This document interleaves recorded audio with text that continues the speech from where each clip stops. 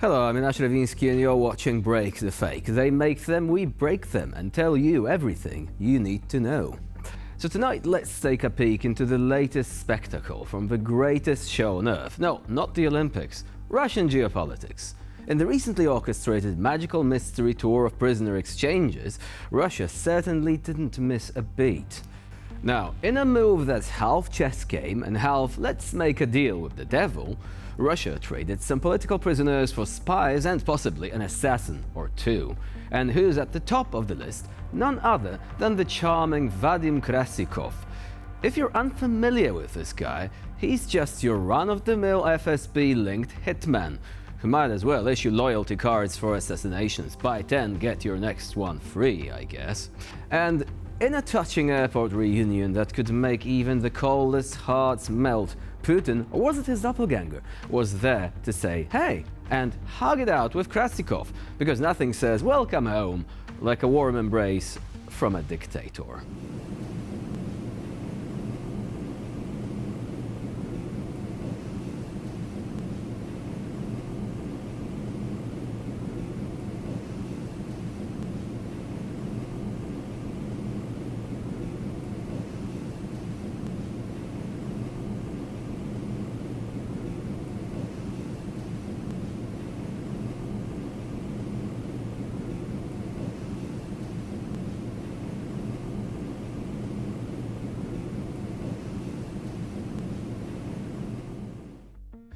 Yeah, so touching. Flowers, tears, so much empathy. Evidently, none of that empathy is present in Putin's mind when sending drones and missiles to Ukraine every single day. Anyway, here is the kicker. While families reunite and spies resume their suburban lives, you've got to wonder about the scorecard. Russia's trading pawns, knights, and possibly a few rooks, while the West keeps hoping they're playing chess, not realizing it's actually Russian roulette.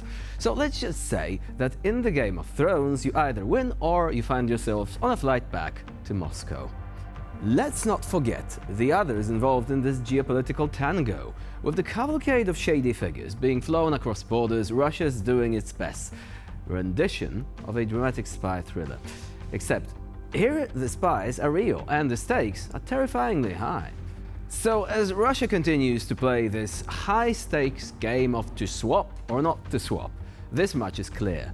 Their brand of diplomacy involves an extra dash of espionage and a tad less diplomacy. And for anyone keeping score at home, let's just say it is a good time to be a Russian spy with a frequent flyer account. One of Russia's prisoners released during the exchange is Vladimir Kara-Murza. He's been making headlines not just for his scathing critique of the Kremlin, but also for surviving what he claims are 2 poisoning attempts. I guess when you're a critic of Russia, the government sends assassins after you like most people send follow-up emails. In 2022, Kara-Murza was arrested for publicly criticizing Russia's penchant for invading neighbors and was later sentenced to 25 years for treason. Yes, in Russia, giving your opinion can get you on a quarter century in the slammer faster than you can say free speech. And just to add a cherry on top of this dystopian Sunday, while in prison, the opposition leader won a Pulitzer Prize. To be fair, it's like winning an Oscar while being stuck in a popcorn machine, except the machine in question is more of a sprawling meat grinder operated by people with KGB in their employment history. Алло, алло. Алло? Алло, пап? Да, Катюшечка, это ты? Да, пап, привет. Привет, маленький. Привет, хорошо тебя слышать. Вы там где? We're in the Oval Office. No one is strong enough for this. I was sure I'm going to die in prison. I don't believe what's happening. I still think I'm sleeping in my prison cell in Omsk instead of hearing your voice. But I just want you to know that you've done a wonderful thing by saving so many people. I think there were 16 of us on the plane. Again, I still can't believe it's happening. So I just want you to say that I don't think there are many things more important than saving human lives. We're going to see you at Andrews. Don't pretend you don't know us, okay? Okay. Welcome. Thank you, Mr. President. I can hardly wait to see Yeah, you. thanks for bringing us home. I tell you what. See you soon. There's no greater job I have than protecting Americans and bringing Americans who are wrongfully held home. I really mean it.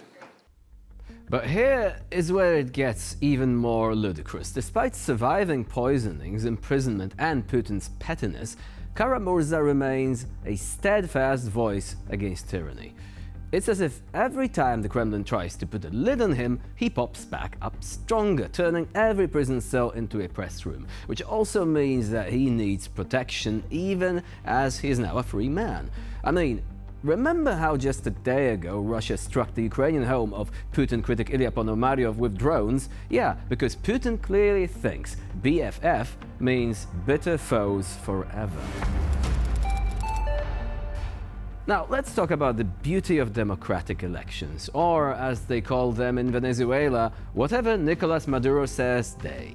Yes, Maduro, Venezuela's least temporary president of all, has once again won an election. And by won, I mean he miraculously secured 51% of the vote, according to official figures, while the opposition, living in what might seem like alternate reality, claims their guy got 73%.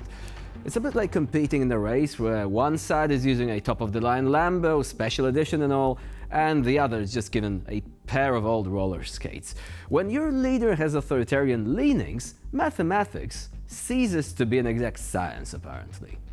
And what's a dubious election without a little street party, Venezuelan style? This means tear gas instead of confetti, police batons instead of streamers, and a soundtrack provided by the wails of the oppressed rather than cheerful music. Thousands hit the streets in Caracas, but not to celebrate Maduro's win.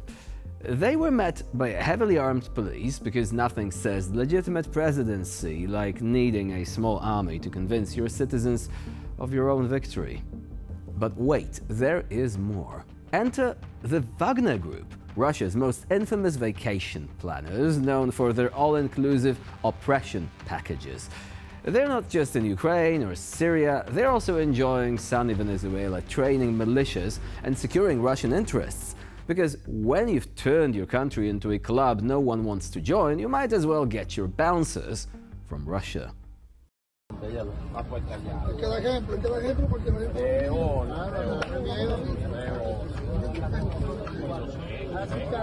Mira, la única estatua de Chávez que no han tumbado es esta. Y la van a tumbar de bola. Ya hoy menos, no jodas.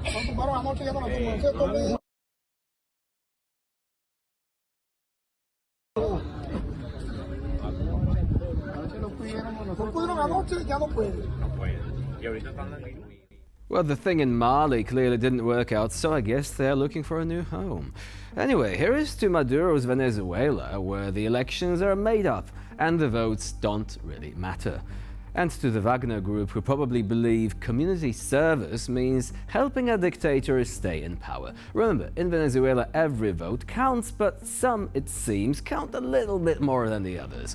Life clearly imitates art in this case, which is kind of bad, because the art in question just happens to be George Orwell's Animal Farm. And with this, we end this episode of Break the Fake. Please stay with us here for more latest news and updates.